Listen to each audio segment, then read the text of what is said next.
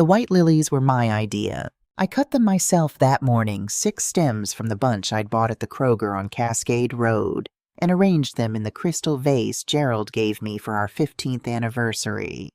I set them in the center of the living room table, stepped back, and decided they were exactly right. Not because I was celebrating, not yet, but because I wanted the room to look beautiful on the day everything changed.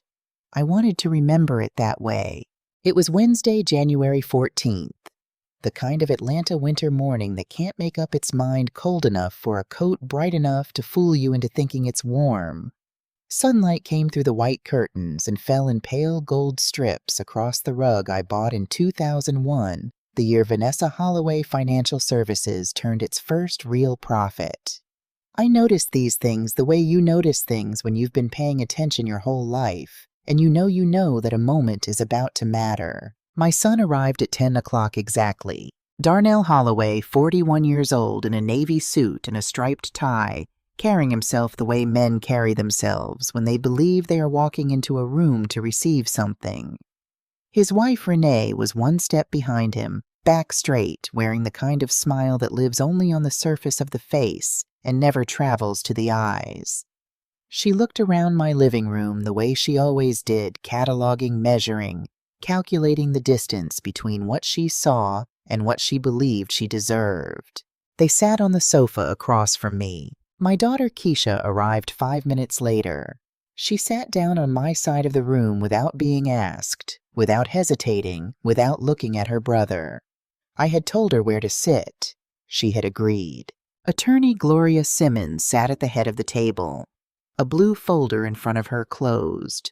She is 58 years old, with silver hair she keeps short in a manner that reminds me of the best teachers I ever had, the ones who believed in being precise because precision is a form of respect. Darnell adjusted his jacket and leaned forward slightly, the posture of a man preparing to receive good news. "Good morning, everyone," Gloria said. "Before we discuss anything else, I need to walk you through some legal changes that have been made to Mrs. Holloway's estate over the past 10 weeks. I watched my son's face in the half-second before he understood what that sentence meant. That half-second is what I want to tell you about. Not just what happened in that room, and not just what I did to prepare for it, but why. Why a 67-year-old woman who had spent her entire life giving, building, loving, and forgiving sat quietly at the head of her own table one January morning and decided that this was where it ended. 6 weeks before that morning, Darnell had come to my house with a stack of legal documents and asked me to sign over full financial power of attorney. He spoke in the voice he used when he wanted something warm, reasonable, wrapped in concern. I smiled. I poured him tea. I told him I'd think about it. The moment his car left my driveway, I called Gloria Simmons. Not because I was afraid, not because I was caught off guard, but because I had seen this coming for 2 years, and I had spent those 2 years making sure that when it arrived, I would be ready. They thought I was just a tired old woman waiting to hand everything over. They had no idea that everything they came for was already gone, and that I was the one who moved it. Let me be clear about one thing from the start. I did not inherit a single dollar. I was born in Birmingham, Alabama in 1957, the third of 4 children. My father, Robert Holloway, worked at a steel mill in Ensley for 31 years. My mother, Dorothy, cleaned rooms at St. Vincent's Hospital. We lived in a house with 3 small bedrooms, 1 bathroom, and a kitchen where the table was also the homework desk, the sewing table, and the place where my mother sat on Sunday evenings to plan the week's meals with whatever was in the refrigerator. We were not poor in the way that breaks people. We were poor in the way that teaches them. Nobody in our house complained about what we didn't have. Not because we weren't allowed to, because there was simply no time for it. My father left before 5 every morning. My mother came home after 6 every evening. Everything in between was motion purpose, the quiet understanding that your life is built by the accumulation of days, and each day either moves you forward or it doesn't. I learned to keep books from watching my mother. She didn't call it that.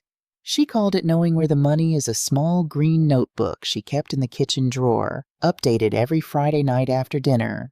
every dollar accounted for. I was 9 years old the first time she let me add up the column for her. I got it right on the first try. She nodded once and handed me the pencil. That was the beginning.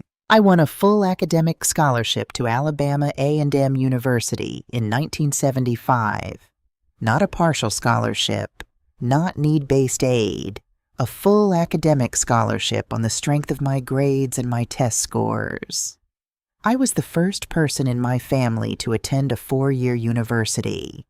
I studied accounting because I already knew how to think that way, and because I understood even at 17 that the people who know where the money is will always have more power than the people who don't. I graduated in 1979, moved to Atlanta, and took a job as a staff accountant at a small construction firm in Decatur called Morrison & Webb. I was 22 years old. I had $847 in my savings account and a used Datsun with a cracked dashboard.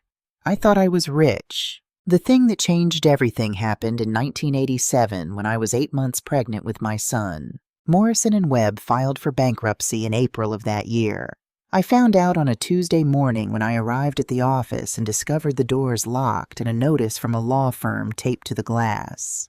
I stood on the sidewalk in the Atlanta heat with my hands on my stomach and looked at that notice for a long time. Then I went home, sat down at my kitchen table, and made a list. 3 business owners in my neighborhood needed help with their books and couldn't afford a real accounting firm. Margaret Tate, who ran a hair salon on Peachtree. Calvin Brooks, who owned a laundromat over in Vine City. James and Gloria Odom, who operated a fish fry restaurant on Auburn Avenue that had been in their family since 1962. Good people, hardworking people. People who were being slowly buried by paperwork they didn't understand and didn't have time to learn. I called all 3 of them that week. I charged them rates a large firm would have laughed at. I worked from that kitchen table with an adding machine, a stack of ledger books, and a secondhand computer I bought on layaway. Vanessa Holloway Financial Services was born on that kitchen table in May of 1987. My son Darnell was born 6 weeks later in June. I ran that company for 34 years. By the time I sold it in 2019, we had 4 full-time employees, a Midtown Atlanta office on the 14th floor, and over 200 small business clients, most of them Black-owned, most of them in communities where professional financial services had never been accessible. I sold the company for $1.4 million. Every dollar of that money had my fingerprints on it. Every single one. After the sale, I made deliberate choices about where the money went. $900,000 went into a long-term investment portfolio, a mix of index funds, municipal bonds, and dividend stocks that Howard Pruitt, my accountant of 20 years, helped me structure for stability rather than speculation. $300,000 went into a high-yield savings account as a liquid reserve. The rest covered taxes on the sale and a few personal expenses during the transition into retirement. By January of 2024, after 4 years of careful management, that portfolio stood at $430,000. The savings reserve was at $310,000. And the house at 4712 Cascade Drive, which I had bought in 1994 for $185,000 and lived in for 30 years, was valued at $680,000. That is what I built. That is what this story is about protecting. My husband Gerald Holloway taught history at Frederick Douglass High School for 27 years. He was not a wealthy man by any conventional measure, and he never wanted to be. He wanted to teach to read to coach the junior varsity basketball team on weekday afternoons and to come home to me and our children for dinner. He made chicken on Tuesdays and Thursdays. He read to the kids until they were too old to admit they still wanted him to.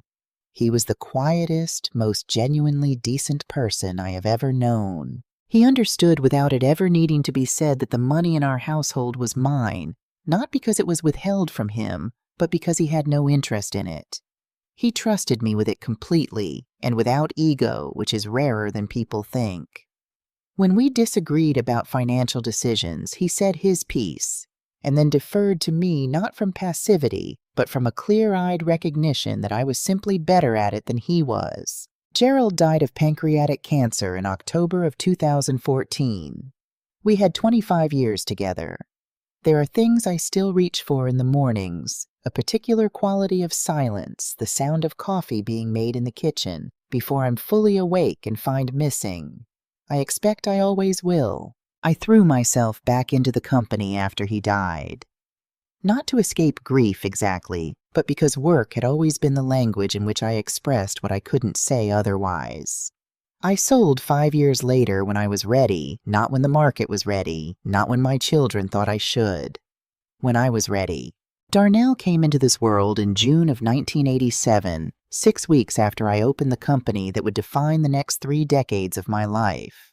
I have tried over the years to understand what that timing did to him, whether growing up watching his mother build something from nothing made him believe that things could be built from nothing, or whether it made him believe that things simply appeared the way the company appeared to him already. They're already successful, already producing the life he was accustomed to by the time he was old enough to notice it. He has an MBA from Georgia State. He has never held a job for more than 3 years.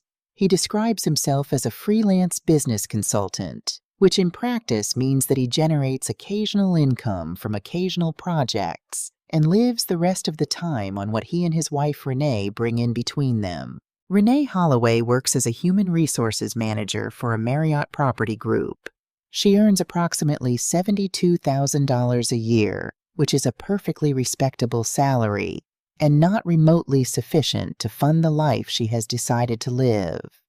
2 BMW leases, a private school tuition of $18,000 per child per year for 2 children, international vacations every summer, a house in a neighborhood slightly beyond what their combined income can comfortably support. I watched this for years.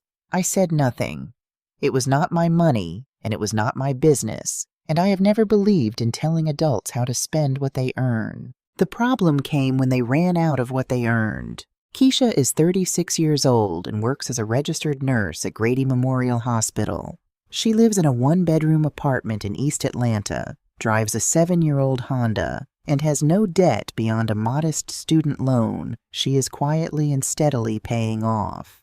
She and I have always been closer than Darnell and I, not because I loved her more, but because she and I speak the same language.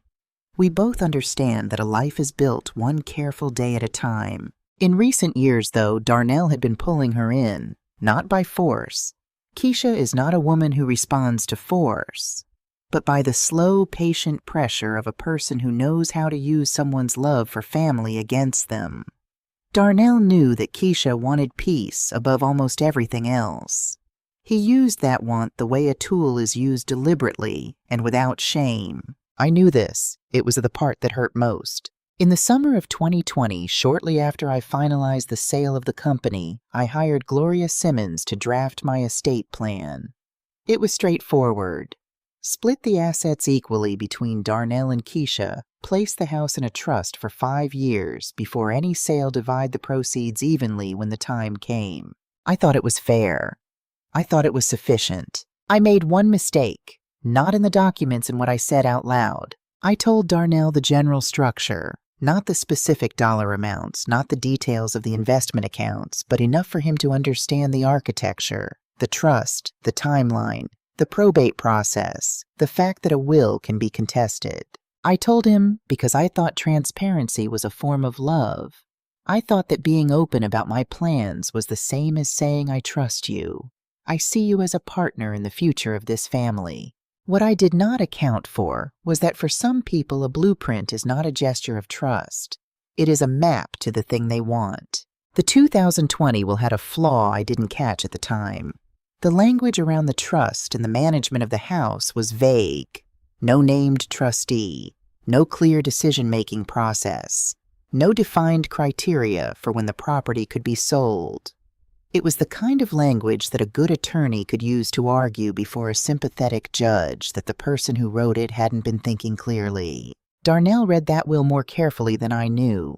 2 years before January 14th, I started noticing. The phone calls changed first. Darnell had never been a particularly attentive caller once a week, if I was lucky, and usually when he needed something. Suddenly he was calling 3 or 4 times a week. The questions were different too. Less "how are you doing, Mom?" and more "how have you been feeling? Did you go to the doctor this month? Are you still taking that medication?" he asked with the right inflection. He sounded like a concerned son, but he asked too much detail. He remembered things from the previous call, built on them, followed up. The way you do when you're gathering information rather than checking in on someone you love. Renee began appearings on weekends, bringing food offering to help with the house, sitting at my kitchen table with coffee and conversation that managed to be both warm and somehow data gathering. In 15 years of marriage to my son, Renee had never once offered to help me clean out a closet. Now she was here every Saturday, eyes moving around the rooms with a kind of restless attentiveness I recognized from my years of watching clients who were hiding something. The moment that settled it for me came on a Thursday evening in the fall of 2022. Darnell stayed late after dinner, which he almost never did, and I heard from the hallway the unmistakable sound of a phone camera shutter, clicking in the living room, then near the bookshelves, then by the front windows. I walked in. He was standing with his phone raised, pointing at the oil painting above the fireplace, the one Gerald and I bought at an art fair in Savannah in 2003. "Just saving some memories, Mom," he said and smiled. I smiled back. I didn't say anything. That night I went to the pharmacy and bought a small blue notebook. I came home, sat at the kitchen table with a glass of water, and wrote the date at the top of the first page. Beneath it, I wrote Thursday, October 6th, 2022. Darnell photographed artwork and furniture in living room. Said saving memories. Renee present. Duration approximately 40 minutes. I kept that notebook for 14 months. By the time it became relevant, it was 47 pages long. September 4th, 2023. That is the date I want you to remember. I had been admitted to Piedmont Atlanta Hospital 3 days earlier with a respiratory infection. Nothing life-threatening. The kind of thing that gets more complicated when you're 67 than it would have been at 40. I was expected to be there 4 or 5 days. I was uncomfortable but not frightened, and I spent most of the time reading and sleeping and watching the nurses move through the halls with the particular efficiency of people who understand what their work actually means. Darnell came every day. He sat in the chair beside the bed and talked about the kids, about the weather, about a restaurant he'd tried in Buckhead. He brought flowers, on the second day yellow tulips, my least favorite, but I thanked him for them. On the third morning, he came in carrying a manila folder. "Mom, I've been talking to a few people," he said, settling into the chair and laying the folder on the edge of my bed. "And I think we should get some paperwork in order while you're resting. Just precautionary stuff. For your protection." He opened the folder. 11 pages, paper-clipped in 2 sections. He walked me through the first section, a standard healthcare directive, the kind that specifies your wishes for medical treatment in the event you can't communicate them. Straightforward. Sensible. The kind of document any responsible adult should have. Then he set the second section on top of the first, and kept talking, his voice easy and unhurried, the way it gets when he's made a decision and is presenting it as something still open for discussion. I picked up the second section and read it. I read every line. I am an accountant. I have read legal documents for 34 years. I know exactly what words like unlimited and without restriction, and including but not limited to the sale of real property, mean when they appear in a financial document. What Darnell had placed in my hands was a durable general power of attorney, unlimited in scope, unlimited in duration, with no automatic termination clause, and no requirement for accounting. With my signature on that document, he could sell my house without my knowledge or consent. He could access every bank account and investment portfolio in my name. He could open new lines of credit in my name. He could change the beneficiaries on my life insurance policies. He could enter into financial contracts on my behalf. He could, in the most precise legal sense, become me financially for as long as I lived. I set the document down on my lap. I looked at my son. His face was open, expectant, patient. The face of someone who has rehearsed this moment and believes it is going well. "Leave it with me," I said. "I'm tired. I'll look it over." He nodded. He patted my hand. He left. The moment the door closed, I lay back against the pillow and stared at the ceiling for a long time. At 11 o'clock that night, I called Loretta Banks. Loretta and I have been friends for 40 years. We met at Alabama, A&M. Our freshman year, lived on the same hall, went to each other's weddings, sat beside each other at our mother's funerals. She is the person I call when I need to say something out loud to make sure it is real. She picked up on the third-ring voice, still carrying the edges of sleep. I read her the key language from the document. From memory, I had already committed it. Loretta was quiet for a moment. "Vanessa," she said, "don't sign that. And don't let him know you read it carefully. I know I said. I just needed someone else to know this exists." "I know," she said. "I'm here." We stayed on the phone for another 20 minutes without saying much. Sometimes that's what you need. Not advice, not strategy, just the sound of someone breathing on the other end of the line, reminding you that you are not alone in the dark. I was discharged from the hospital on September 7th. I went home, made a pot of coffee, and called Howard Pruitt. Howard is 63 years old and has been my accountant since 2003. He processed the sale of my company. He filed 20 years of tax returns. He knows my financial life the way a doctor knows a patient, not just the current numbers, but the history, the patterns, the places where things have been sutured together after breaking. I trust him with the kind of trust that is built slowly and tested repeatedly and never given lightly. I told him what I needed: a complete security audit of every account, every access point, every transaction going back 24 months. He called me back in 4 days, 3 transfers, each one $4,800, deliberately kept below the $5,000 threshold that triggers automatic bank reporting.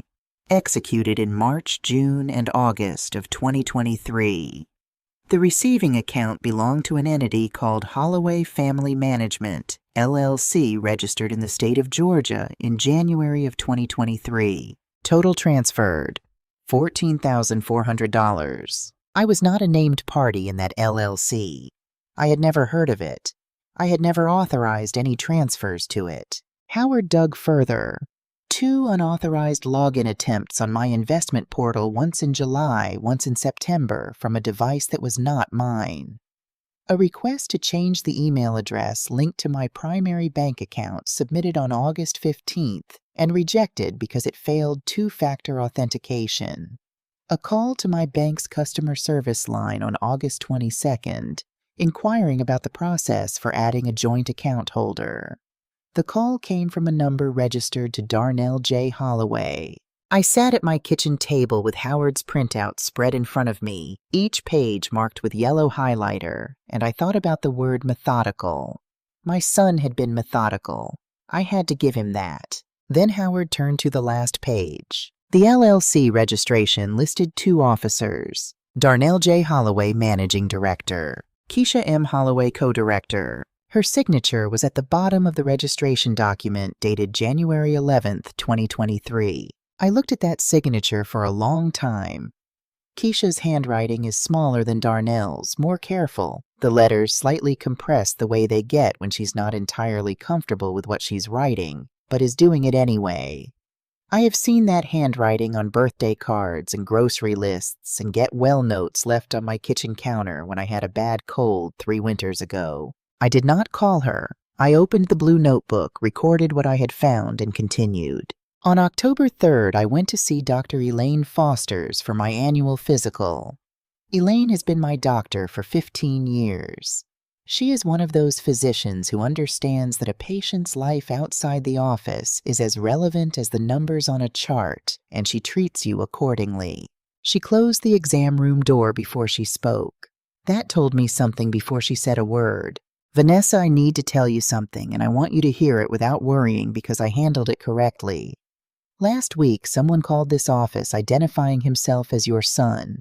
He asked about your general health status, your cognitive function, and whether you were taking any medications that might affect your judgment or decision-making. She paused. I provided no information.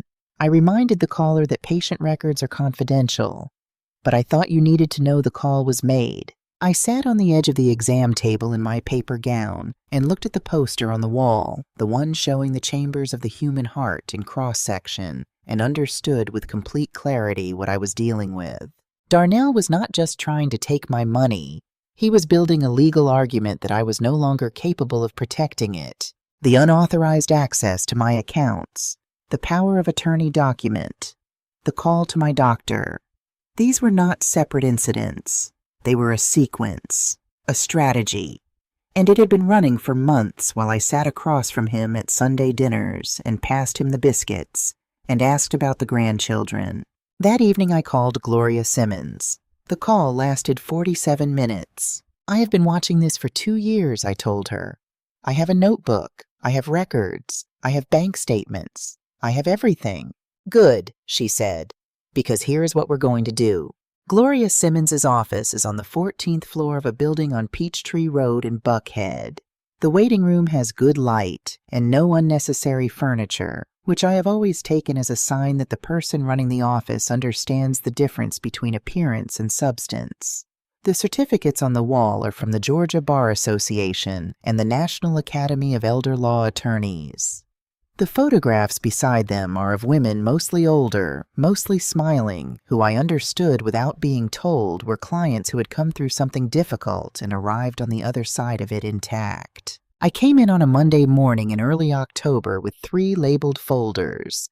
Howard's marked printouts in a sealed plastic bag, the original power of attorney document Darnell had left at the hospital, and the blue notebook. Gloria read everything before she said a word. That is one of the things I respect most about her. She does not perform attentiveness. She simply pays attention. When she finished, she took a red pen and turned to page 12 of the 2020 will. She drew a slow circle around a single paragraph, the section governing the management and eventual sale of the house at 4712 Cascade Drive. This language, she said, setting the pen down, is the problem. There is no named trustee. There is no defined decision-making process. There are no criteria for when the property can be sold or how disputes between beneficiaries are to be resolved. In plain terms, Vanessa, this is a door, and a competent attorney on the other side could walk right through it. Walk through it how? By arguing that the person who wrote this will was not thinking clearly when she wrote it, by requesting a cognitive evaluation, by presenting evidence or the appearance of evidence that you were experiencing diminished capacity at the time of signing. Combined with what your son has already been building, she tapped Howard's printouts, he would have a viable case. Not a certain one, but viable. I looked at the circled paragraph. I had drafted that language myself working with her predecessor at the firm. I had thought it was clear. So we closed the door, I said. We do more than close it, Gloria said. We replace it with a wall. We worked for 3 hours that day.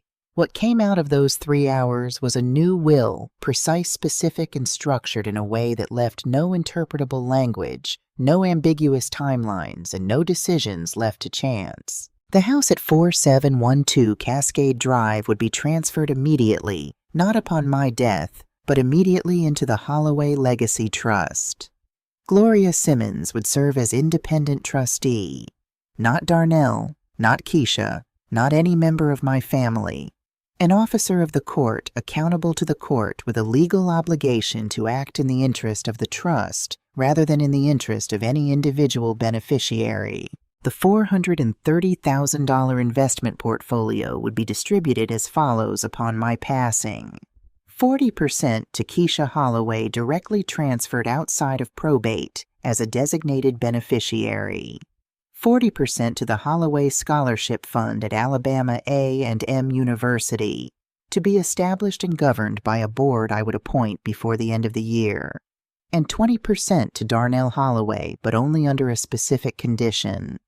The release of his portion would be held for 3 years and dispersed only if no finding of financial misconduct against him had been confirmed by any court or regulatory body within that period. The $310,000 savings reserve would transfer directly to Keisha and the scholarship fund as designated beneficiaries, bypassing probate entirely. Gloria looked up from her notes. You want to put a conduct condition on your son's inheritance. I want to put a conduct condition on his behavior, I said. Those are two different things. She considered this for a moment. Then she nodded once and wrote it down. Before I left that afternoon, I asked her one more question. If Darnell were to obtain a power of attorney from me or through a court order, would that affect any of this? Not the trust, she said. Once the house is in the trust, it is no longer your personal property. A power of attorney over you does not extend to trust assets. That is the point. I picked up my folders and my notebook and my sealed plastic bag of evidence. Then let's transfer the house, I said.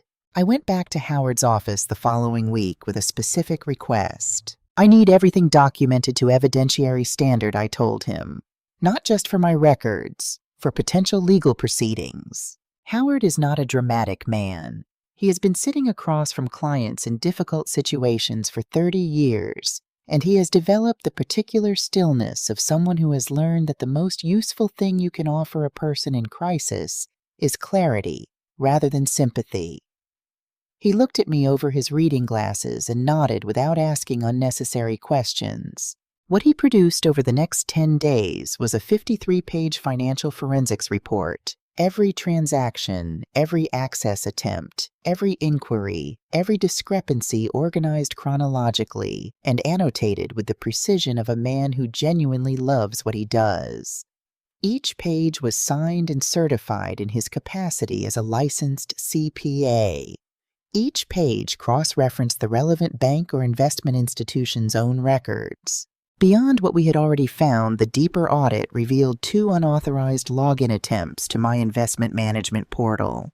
The first on July 17th, the second on September 3rd, one day before Darnell arrived at the hospital with the power of attorney documents.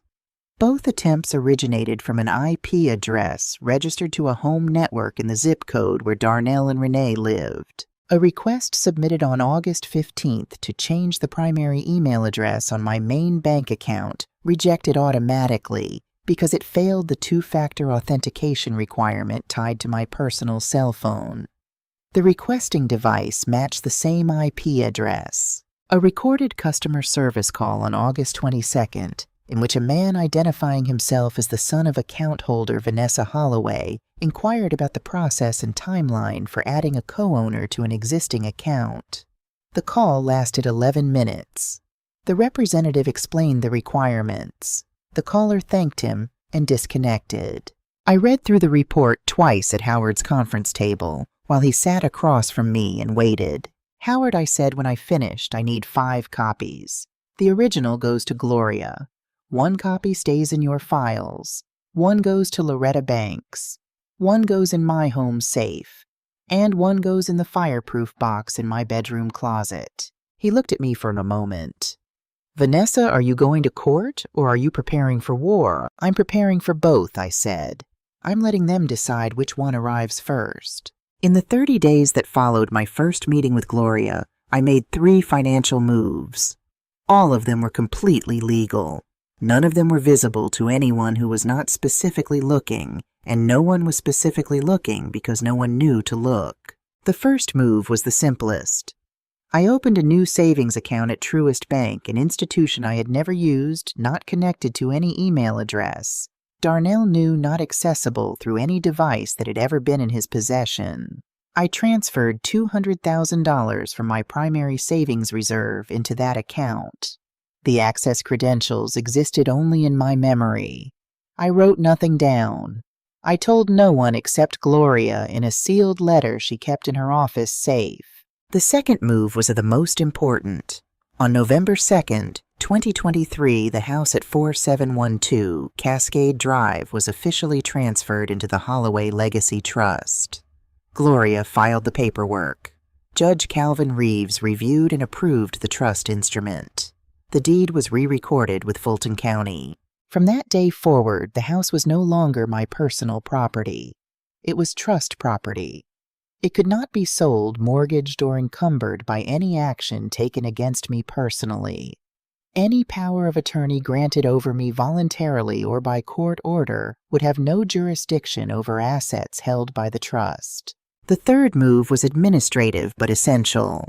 I contacted every financial institution holding assets in my name and updated the beneficiary designations on every account investment portfolios, the remaining savings accounts my life insurance policy. In each case, I removed estate as the beneficiary and replaced it with direct designations, Keisha's name and the Holloway Scholarship Fund as named individuals and entities. This meant that upon my death, those assets would transfer directly to the designated beneficiaries without passing through probate, without going before a judge, without being subject to a will contest, without requiring anyone's approval. Darnell could challenge a will. He could not challenge a beneficiary designation on a financial account. Those transfers happened by contract, not by inheritance law. I did all of this between October and November of 2023. Every Sunday during those same weeks, I made dinner for my family. I fried chicken the way my mother taught me, soaked overnight in buttermilk, seasoned in the morning, fried in cast iron at the right temperature, which is something you learn by feel after enough years and cannot fully explain to someone who hasn't done it. I made cornbread. I made sweet tea. I asked Darnell about the boys. His sons are 9 and 12, good kids, not responsible for any of this. I let Renee tell me about the trip to Paris they were planning for spring. I refilled Darnell's glass when he held it out without looking up from his phone. I smiled at the right moments. I laughed at the right moments. I gave them absolutely nothing. Acting is easier than people think when you don't need them to believe you're happy. You only need them to believe you don't know anything. And the best way to make someone believe you don't know anything is to behave exactly as you always have, because people see what they expect to see, and they expected to see a mother who loved them too much to fight back. Gloria gave me a legal education in the fall of 2023 that no law school teaches, and that every adult with significant assets should receive. She explained the difference between documentation that is emotionally compelling and documentation that is legally usable. The distinction matters more than most people realize. A tearful account of betrayal moves a jury. A properly time-stamped, cross-referenced, professionally certified paper trail wins a case. The goal was the second one. Every text message exchange with Darnell was screenshotted on the day it was received with the date and time visible in the image, backed up to an encrypted cloud account that only I had access to. Every email was forwarded to a separate address created specifically for this purpose, with forwarding receipts preserved. The original power of attorney document from the hospital was placed in a sealed envelope signed across the seal by Gloria and by me, stored in her office safe rather than in my home, because my home, unlike her office, was accessible to people who might want to make things disappear. Georgia is a one-party consent state for audio recording. That means that if I am a participant in a conversation, I am legally permitted to record it without informing the other party. Beginning in October, I recorded every in-person conversation I had with Darnell, using a small voice recorder I carried in the pocket of whatever I was wearing. The recordings were uploaded to the encrypted cloud account the same night, and the blue notebook continued. 47 pages by the time it was relevant. Every entry written by hand, date, time, location, individuals, present verbatim summary of what was said, and any physical details I considered significant. Gloria told me that handwritten contemporaneous records, when combined with corroborating digital evidence, are among the most difficult things to challenge in court. I had been keeping records by hand for 40 years. I knew how to do it. "You have built a very thorough case," Gloria told me at our meeting in late November. "I've been building cases my entire career," I said. "The medium is different. The discipline is the same." This was Gloria's suggestion, and I want to give her full credit for it, because when she first said it, I thought it was unnecessary. I was wrong. Vanessa, she said at our November meeting, one of the most effective weapons in a contested estate case is a cognitive capacity argument. The opposing party claims the testator that you lacked sufficient mental clarity when making financial decisions. It is difficult to disprove retroactively, so we are going to disprove it proactively. She wanted me to undergo a full cognitive and neurological assessment, administered by a licensed physician, documented to medical and legal standards, notarized and placed on file. I called Dr. Elaine Foster's the next morning. The assessment took 90 minutes. It covered short and long-term memory, logical reasoning, financial literacy risk assessment, verbal fluency, and executive function. Dr. Foster's administered it herself with a licensed neuropsychologist present as an observer. The written report, signed by both physicians and notarized by a Georgia licensed notary, contained the following conclusion. Patient demonstrates cognitive performance in the top percentile for her demographic and age group. Financial reasoning and analytical capacity are exceptional.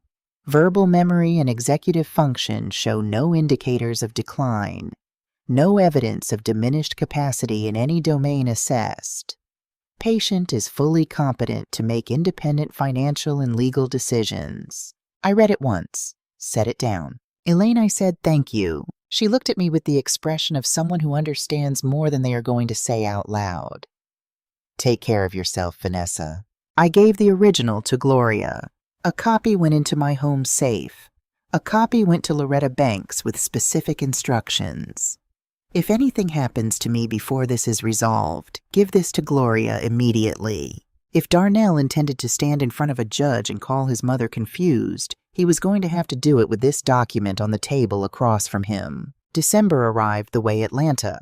Decembers do mild and slightly indecisive, warm enough in the afternoons to sit outside, but cold enough by evening to remind you that winter had technically arrived.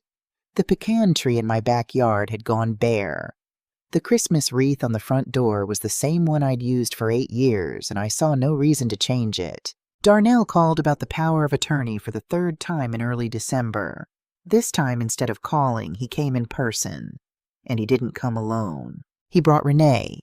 And he brought a man I had never met whom he introduced as Bradley Watts, a family financial advisor he said he'd been working with.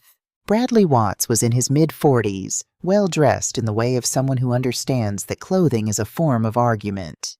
He carried a leather portfolio and set it on his knees when he sat down, which he did without being invited to. He had the particular quality of stillness that belongs to people who are paying very close attention while appearing to pay none at all. His eyes moved through my living room slowly and thoroughly, the furniture, the artwork, the bookshelves, the built-in cabinet in the corner where I keep Gerald's books. I know that kind of looking. I have seen it in clients over 34 years. It is the looking of someone who is assigning value. I poured tea for all 3 of them. I asked Bradley Watts pleasantly, and with genuine curiosity, which university his financial planning credentials came from, which regulatory body had licensed him, and which professional associations he belonged to. He answered in the way of someone who had not expected to be questioned and was improvising his answers slightly faster than was comfortable. I nodded at each answer as though it were satisfying. When they raised the power of attorney again, I told them I was still consulting with my doctor about some test results before making any significant decisions. I said it with the particular vagueness of an older woman who is not quite tracking all the details of her own medical situation. I had practiced the tone. After they left, I stood at the front window and watched Bradley Watts's car pull out behind Darnell's. Then I called Gloria. They brought someone to the house to assess the property, I said. A pause on her end. How long before your meeting with them? 5 weeks. Then we need to move now. Is everything in place? I looked around my living room. The lilies I hadn't bought yet, the rug from 2001, the painting from Savannah Gerald's books visible through the glass cabinet door. Everything is in place, I said. On a Tuesday evening in the 2nd week of December, my doorbell rang at 7 o'clock. I looked at the security camera monitor in the kitchen. Keisha, alone. No Darnell, no prior notice. I opened the door. She was wearing her scrubs from work. She had come directly from the hospital, and she was carrying nothing except her keys and the particular expression of someone who has been rehearsing what they're about to say since before they got in the car. "Can I come in, Mom?" "Of course you can." She followed me to the kitchen. She did not sit in the living room where guests sit. She went to the kitchen table, the old round one I've had since 1993, the one with the slight wobble on one side that I have never gotten fixed, because Gerald always said it gave the table character. She sat in the chair she always sat in as a child, the one facing the window. The same chair where she used to do her homework while I made dinner. I sat across from her. She looked at her hands for a while. Then she looked up. "Mom, I need to tell you the truth about the LLC." I said nothing. I waited. She told me everything she knew, which was not everything there was to know, but it was enough, and it was honest. Darnell had approached her in December of 2022 and explained that he was setting up a family financial management structure to protect my assets from estate taxes. He had said it was standard practice for families with significant holdings. He had presented her with the registration documents and asked her to sign as co-director because he said it would look more legitimate with 2 family members involved rather than 1. She signed because she trusted him. She is his younger sister. She grew up looking up to him, believing in the version of him that existed when they were children. The older brother who taught her to ride a bike and brought her soup when she was sick and called her on her first day of nursing school to say he was proud of her. She did not know that $14,400 had been transferred from my accounts into that LLC. She did not know about the unauthorized login attempts. She did not know about the call to my doctor. She did not know about Bradley Watts. She found out about the extent of it 2 weeks before she came to my door when she was visiting Darnell's house to pick up a birthday gift for her nephew and saw his laptop open on the kitchen counter. The screen showed an email to an attorney she didn't recognize. She read enough to understand. "Mom," she said, and her voice broke on that single syllable in a way that 47 pages of handwritten notes and 53 pages of financial forensics could not have prepared me for. "I'm so sorry. I am so sorry." I sat with what she had said for a long moment. The refrigerator hummed. A car went by on the street outside. I thought about what it means to love someone enough to forgive them, and what it means to love someone enough not to protect them from the consequences of what they've done. Then I stood up and went to the cabinet above the stove. I took down the white porcelain tea set with the blue flowers, the one Gerald bought for me at an antique store in Decatur for our 10th anniversary, the year we almost didn't have the money to celebrate at all, the year he saved for 4 months to buy me something beautiful. I filled the kettle.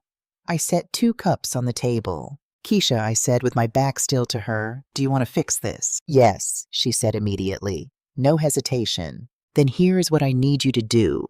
I turned around and sat back down across from my daughter, and I told her about Gloria Simmons and the blue notebook and the trust and the plan. I told her what the meeting on January 14th would look like, and what her role in it would be, and what she would need to do before it happened. Keisha's name on that LLC registration was not a small thing. She had signed a legal document that was being used to facilitate the unauthorized transfer of funds from my accounts. That her participation was based on deception did not change what her signature made possible. Gloria had been direct with me about this. If this matter went to criminal proceedings, Keisha's involvement would be scrutinized. Before the January 14th meeting, Gloria met privately with Keisha. In that meeting, Keisha signed a sworn affidavit, a detailed written statement describing exactly what she had been told, exactly what she had believed, and exactly what she had later discovered. She formally renounced all interest in the Holloway Family Management LLC and provided full cooperation with any investigation that followed. She agreed to testify if called upon.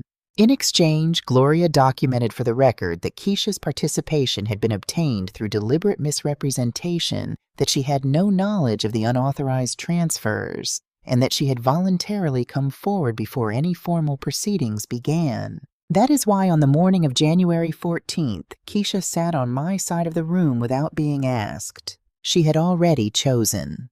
The meeting was just the moment when everyone else found out. In early January, Renee called Howard Pruitt's office. She identified herself as calling on behalf of Mrs. Holloway and asked to speak with someone about the current status of her accounts. Howard's receptionist took the message. Howard called me within the hour. Vanessa, he said, they are reaching out to your financial professionals. I sat with this information for a few minutes. The risk was specific. If Darnell hired an attorney and that attorney ran a title search on my property, which any competent estate attorney would do, as a matter of course, they would find the deed transfer recorded in November. They would see that the house was now in a trust, and they would understand immediately that I had acted first. If that happened before the January 14th meeting, Darnell would know his strategy had been anticipated. He might retreat. He might escalate. He might do something I hadn't planned for. What he would certainly do was stop being predictable. I needed him to walk into that meeting still believing he was about to win. I wrote him an email that evening. It was brief, it was warm, and it was constructed with the same care I once brought to client proposals, every word chosen for the impression it would create. Darnell, I've been doing a lot of thinking since we last spoke. I believe you're right that I need to get my affairs in order, and I've decided I'm ready to discuss the power of attorney and come to a final decision. I'd like to sit down with you and Keisha together. I'll have my attorney present to make sure the paperwork is handled correctly. Would Wednesday the 14th work for you at 10 in the morning at the house? Love, Mom. I used the words power of attorney. I used the phrase final decision. I told him I was ready. I told him I would have my attorney there, which to a man who believed he was about to receive an uncomplicated signature would sound like a reasonable request for procedural reassurance rather than what it actually was. He responded in 18 minutes, faster than he had responded to any message from me in 2 years. Mom, that's great news. Wednesday the 14th works perfectly. We'll be there at 10. I closed my laptop and went to bed. The evening of January 13th, I moved through the house slowly. I wasn't anxious. I want to be clear about that. I had been anxious months ago in that hospital room reading the document on my lap, feeling the particular cold that comes when you understand that someone you have loved your entire life has decided to treat you as an obstacle. That was the last time I was anxious. After that, I had been busy. I checked the blue notebook one final time and put it in the drawer of my bedside table. I confirmed with Gloria by text that she had everything she needed. I sent a brief message to Loretta. Tomorrow. We'll call after. She sent back 3 words. I'll be here. I made myself a simple dinner, scrambled eggs and toast, the meal I've made when I'm working, and don't want to think about food since the kitchen table days of 1987. I washed the dishes. I sat in the armchair in the living room with a cup of chamomile tea and let myself be quiet for a while. I thought about my mother, Dorothy Holloway, who kept a green notebook in a kitchen drawer and knew exactly where every dollar was. I thought about the girl who added up that column at 9 years old and got it right on the first try. I thought about Gerald, about the way he used to say whenever I faced something difficult, "You already know what to do, Vanessa. You just need to let yourself do it." He was right about that, as he was right about most things. Before I went to bed, I cut 6 white lily stems from a fresh bunch I'd bought at the Kroger on Cascade Road, and I arranged them in the crystal vase, and I set them in the center of the living room table. I wanted the room to look beautiful. I wanted to remember it that way. I was awake before 5, not because I couldn't sleep. I slept well, which surprised me less than it might have a year earlier, before I understood that peace is not the absence of difficulty, but the presence of clarity. I simply woke up the way I have woken up before important things my entire life, as though my body understood before my mind confirmed it, that this day required my full attention from the beginning. I made coffee in the kitchen while it was still dark outside. The good coffee, the Ethiopian blend from the small roaster on Lee Street that Gerald discovered in 2009, and that I have bought every week since one of the small continuities I maintain, because continuity is its own kind of comfort. I stood at the kitchen window with my cup and watched the sky go from black to gray to the particular pale gold of an Atlanta January morning, thin and clear and without warmth. I showered. I dressed carefully, not formally, not in the way of someone trying to make an impression, but in the way of someone who knows that how you carry yourself in a room communicates something before you speak. I chose the deep burgundy dress I had worn the day I signed the papers, finalizing the sale of my company in 2019. Not for superstition, because I remembered how I felt in that room on that day, certain prepared completely myself, and I wanted to feel that way again. I went to the living room and looked at the lilies. They had opened a little more overnight, 6 white blooms against the dark wood of the table, catching the morning light that came through the curtains in long pale strips. I adjusted one stem slightly to the left. Then I sat in the armchair by the window and read my Bible for 30 minutes, not searching for anything in particular, not asking for courage because I already had it, just keeping myself company in the quiet before everything changed. At 9:30, I called Gloria. "Everything is in order," she said. "I'll be there at 9:50. I'll have coffee ready. I'll need it." She arrived at 9:52. She set her blue folder on the table, accepted a cup of coffee, and sat down at the head of the table without ceremony. We didn't talk much. There was nothing left to plan. We had been planning for 3 months, and the plan was finished. What remained was simply the execution of it. Keisha arrived at 9:58. She had come from her apartment in East Atlanta, dressed in her good coat, the navy wool one she saves for occasions that require seriousness. She came in, set her bag down, and sat on my side of the table.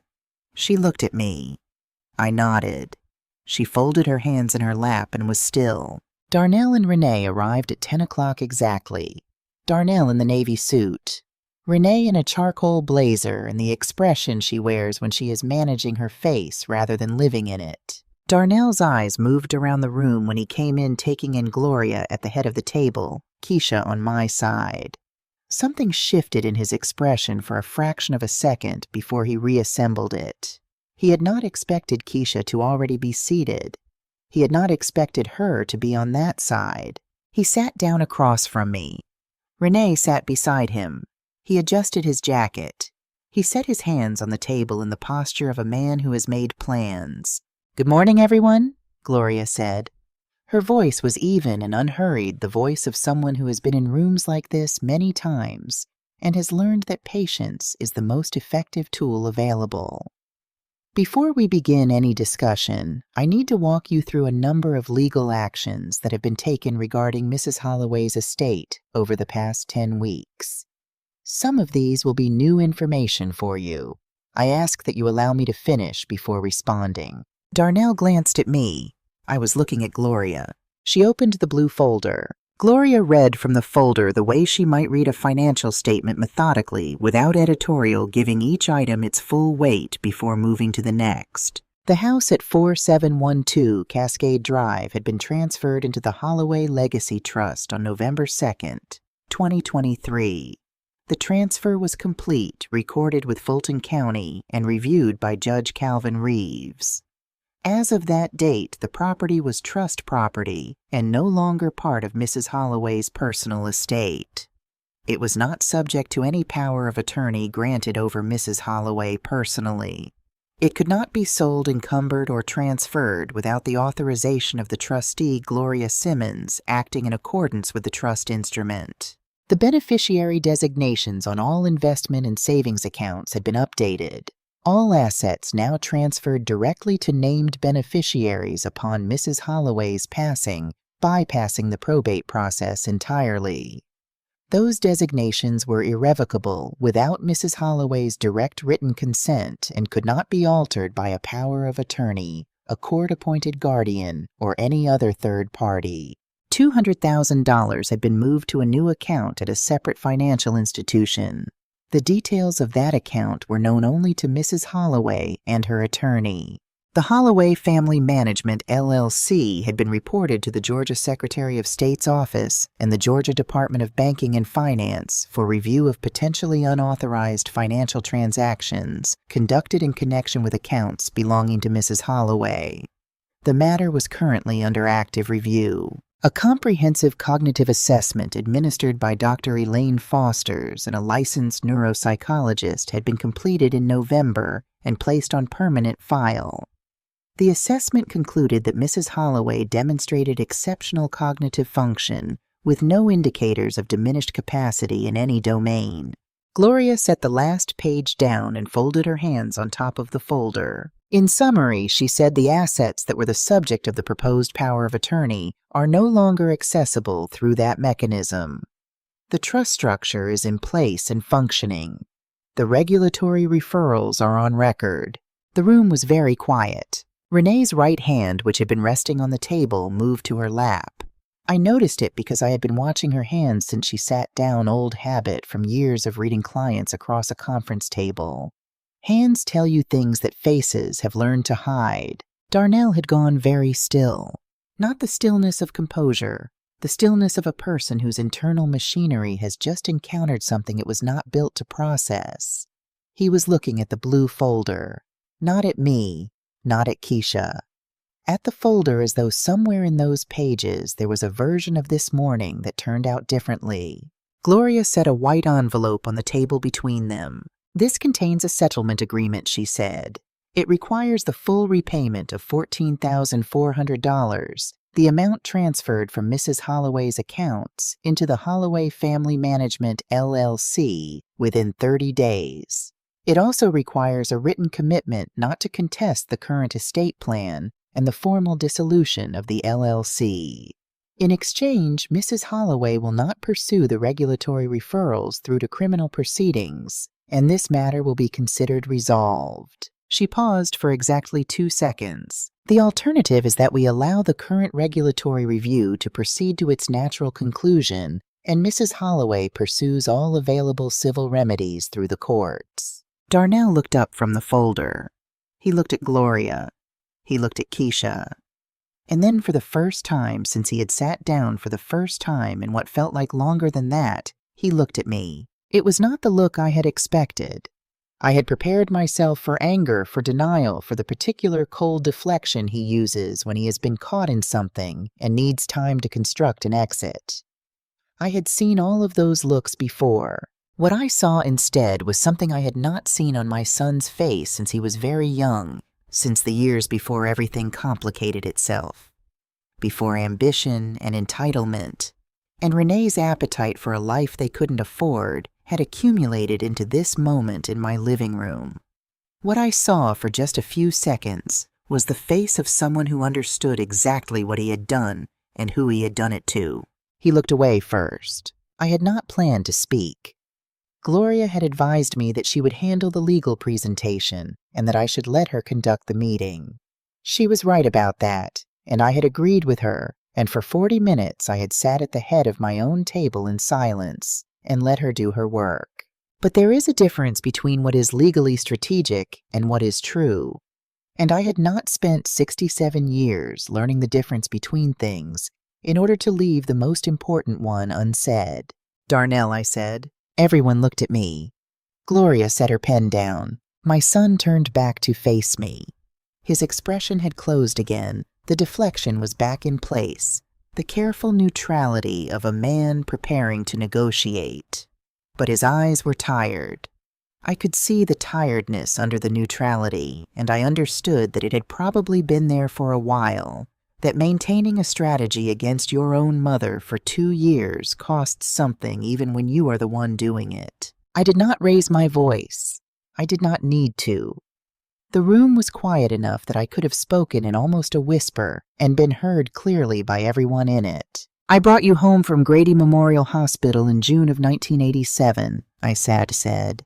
You weighed 7 pounds and 4 ounces, and you had your father's forehead, and you screamed the entire drive home, and I sat in the back seat with you because I was afraid you would be frightened if you couldn't see my face. We didn't have a crib yet. I put you to sleep in a laundry basket lined with blankets from my mother's house. I let that sit for a moment. I raised you alone for the first 4 years of your life. I paid for your MBA because I believed in you and because I wanted you to have something I'd had to build without any help.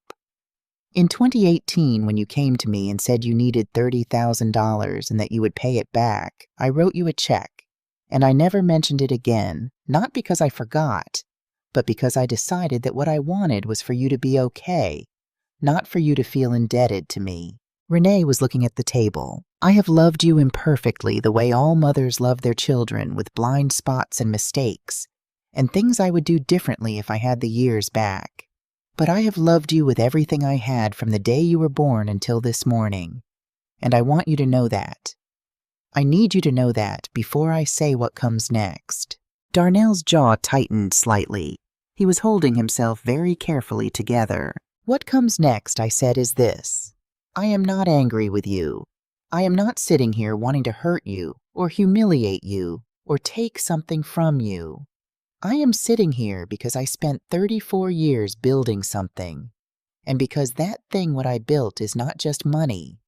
It is the proof that my life meant what I believed it meant, that the work was real, that the years were real, that everything I gave up and everything I fought for and every morning I got up before the sun and went back to that table and kept going, that all of it was real and it was mine.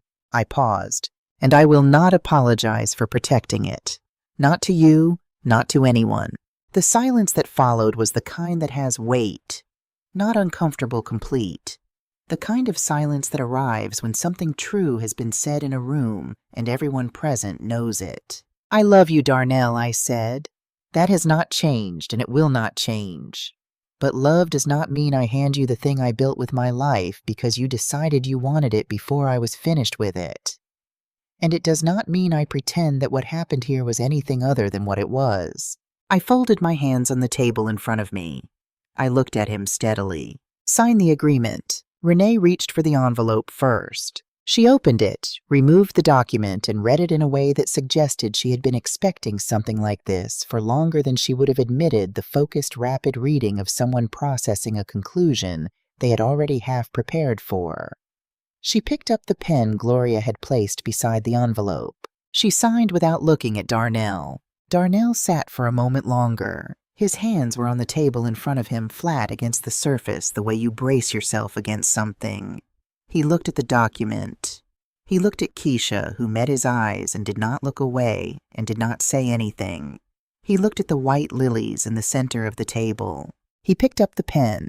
He signed his name slowly with the careful deliberateness of someone who understands that this signature, unlike the others he had hoped to obtain, is one he will carry for the rest of his life. Gloria collected the document, examined both signatures, and placed it back in the blue folder. "Thank you," she said in a tone that did not mean thank you so much as it meant we're finished here. She closed the folder. She capped her pen. She finished what remained of her coffee. Darnell and Renee left 7 minutes later. Neither of them spoke on their way out. The front door closed behind them with a sound that I will not say was quiet or loud, because what I noticed most was simply that it closed. Keisha and I sat at the kitchen for a long time after Gloria left. I stood up and went to the cabinet above the stove, the high one, the one I have to reach for, and I took down the white porcelain tea set with the blue-painted flowers. Gerald found it at an antique dealer in Decatur in 2002. We had been married 12 years, and money had been tighter than usual that year, and he had saved for 4 months without telling me. And on our anniversary, he set it on the kitchen table with a card that said in his careful teacher's handwriting, "For the woman who deserves beautiful things." I have used it for every important conversation I have had in this kitchen since the day he gave it to me. I filled the kettle. I set 2 cups on the table. I sat back down across from my daughter. Keisha looked at the tea set with the expression of someone recognizing something they have not seen in a while. "You still have it," she said softly. "I keep what's worth keeping." She wrapped both hands around her cup when I poured the way she has since she was a little girl. She always held her cups with both hands as though afraid they might escape. She looked at the steam rising from the tea. Mom, she said, did you know about me before I came to you? I thought about how to answer that honestly. I knew your name was on the papers, I said. I didn't know what you understood when you signed them. That's a different question, and it was the only one that mattered to me. She nodded slowly. I should have asked more questions, she said. When he showed me the documents, I should have read them more carefully. I should have called you. Yes, I said. You should have. She looked up slightly surprised by the directness of it. I looked back at her without softening it, because she is 36 years old, and she is a woman I raised to be honest, and she deserved an honest answer. And you came and told me the truth. I said before it was legally advantageous for you to do so, and before anyone asked you to. That is also true, and it matters. She exhaled a long, slow breath that carried something with it as it went. What happens now, she said, between you and Darnell? I looked out the kitchen window. The winter sun was higher now, falling at a different angle through the glass, reaching the far edge of the kitchen counter. In the backyard, the rose bush I planted the autumn after Gerald died was bare and brown and thorned, and from 3 of its uppermost branches there were the beginning of buds, small, tightly closed present despite everything. I don't know, I said, and I meant it. That depends on choices that are his to make. I have said what I needed to say. What he does with it is not something I can control, and I have spent enough of my life trying to control things that belong to other people. Keisha was quiet for a moment. Then are you okay, Mom? Really, I considered the question the way I try to consider all questions that deserve a real answer, not looking for the response that will reassure her, but looking for the true one. I'm tired, I said, and I'm relieved. And I'm sad in the particular way you were sad when something you hoped wouldn't be true turns out to be true anyway. And underneath all of that, I paused, finding the word, I am okay. I am more okay than I have been in 2 years because I have been carrying this alone for 2 years, and it is finished now. Keisha reached across the table and put her hand over mine. Her hands are Gerald's hands. The same long fingers, the same warmth. I let myself feel that for a moment without moving away from it. Thank you for letting me be here today, she said. Thank you for choosing to be, I said. Outside, a cardinal landed on the bare branch of the rose bush, sat there for a moment red against the brown winter, and then was gone. The settlement agreement was honored in full. 31 days after Darnell signed a wire transfer of $14,400, arrived in the account Gloria had specified. Howard Pruitt processed and confirmed it. The Holloway Family Management, LLC was formally dissolved with the Georgia Secretary of State's office on February 19th. The regulatory referral remained on file, not pursued to criminal proceedings as I had agreed, but not withdrawn. A record is a record. The Holloway Legacy Trust continued without interruption. The house at 4712 Cascade Drive remained in the trust managed by Gloria Simmons, generating no drama and requiring no intervention. Exactly as designed. In March, I established the Holloway Scholarship Fund at Alabama A&M University. The initial endowment was $40,000 from the investment portfolio. The fund provides annual scholarships for students pursuing degrees in accounting, finance, or business administration, with preference given to first-generation college students from Alabama and Georgia. The first 2 recipients were named in May.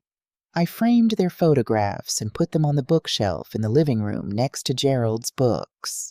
And in September, I walked into Greater Refuge Baptist Church on a Wednesday evening and set up a folding table at the front of the fellowship hall with a stack of printed handouts and a whiteboard marker, and I began teaching the first session of the Holloway Financial Literacy Program, a free 8-week course in personal financial management for women over 50. 14 women came to that first class. I did not advertise it heavily.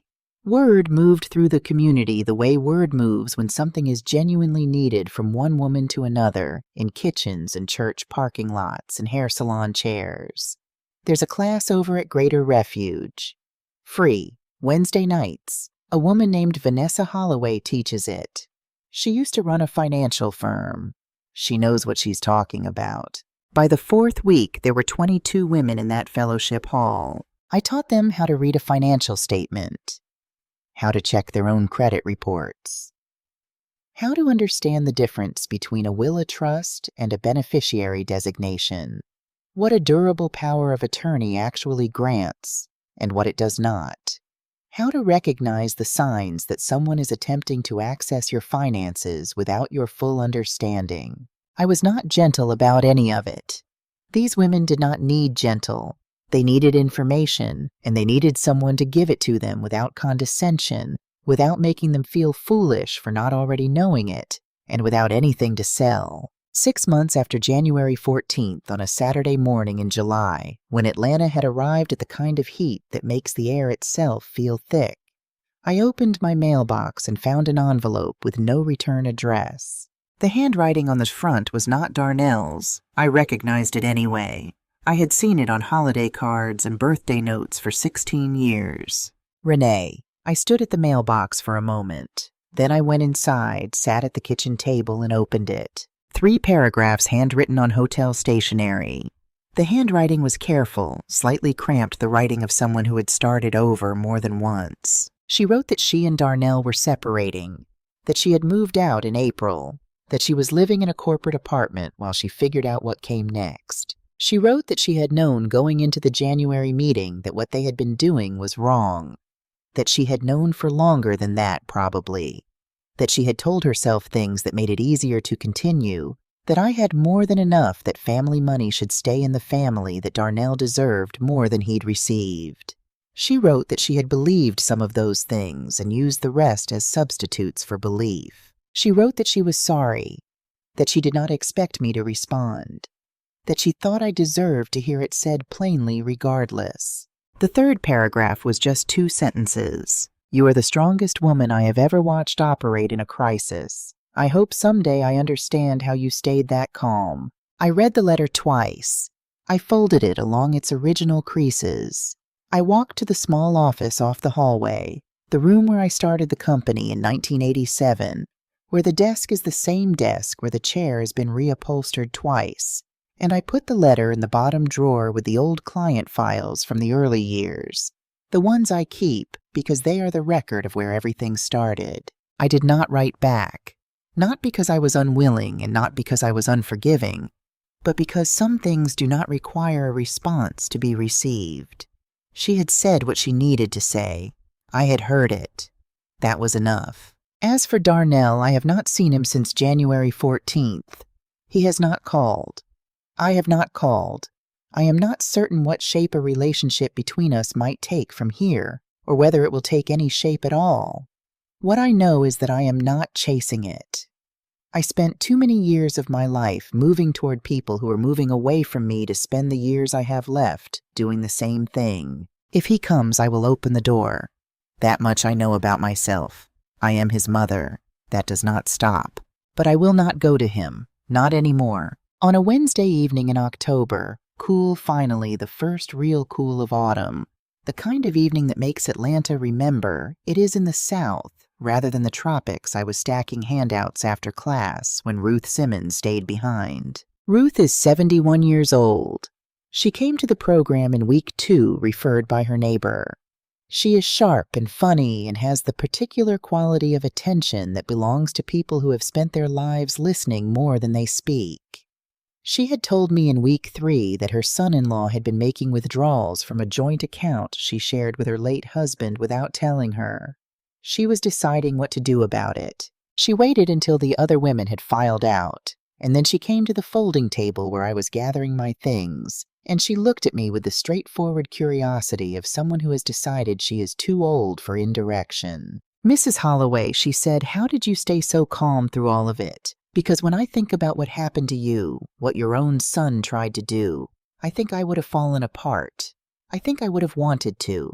I stopped stacking and looked at her. It was a real question, and it deserved a real answer, not a composed one.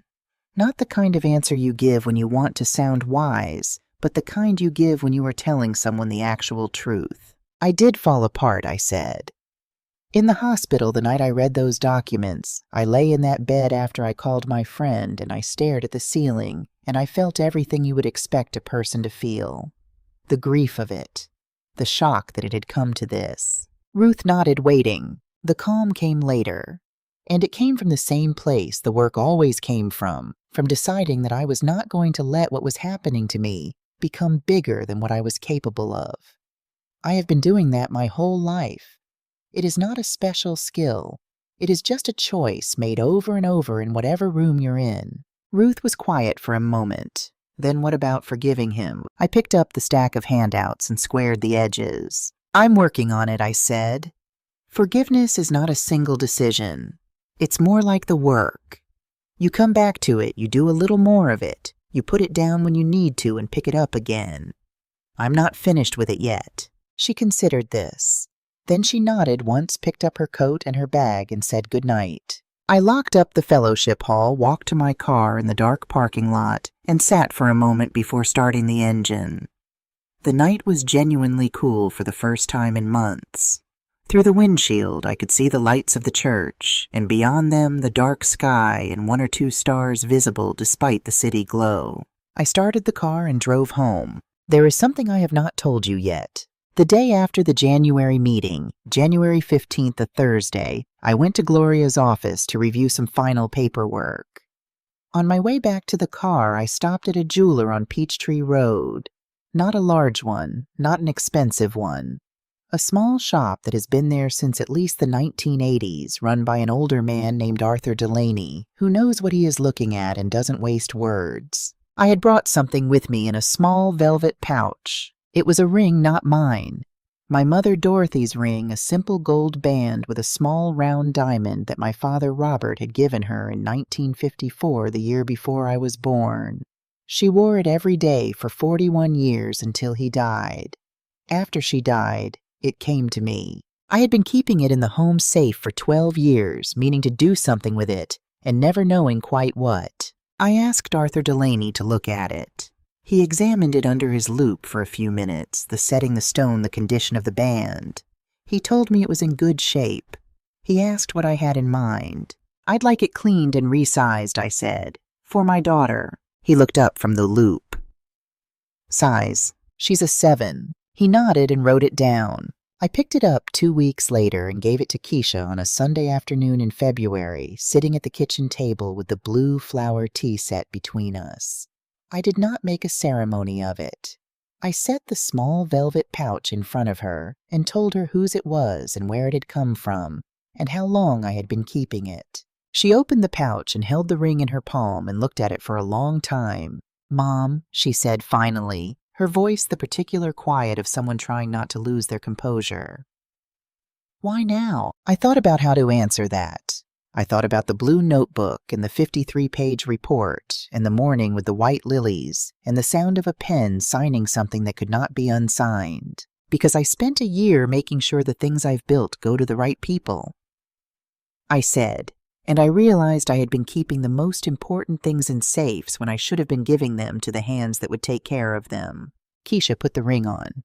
It fit. She reached across the table and took my hand, and we sat there in the kitchen of the house I have lived in for 30 years, the house that is safe now, the house that is mine. And outside the kitchen window, the rose bush that I planted the autumn after Gerald died was beginning slowly and without announcement to come back. My son drove to my house that Wednesday morning thinking he was finally going to get what he'd been waiting for. He had no idea that everything he came for was already gone and that I was the one who moved it.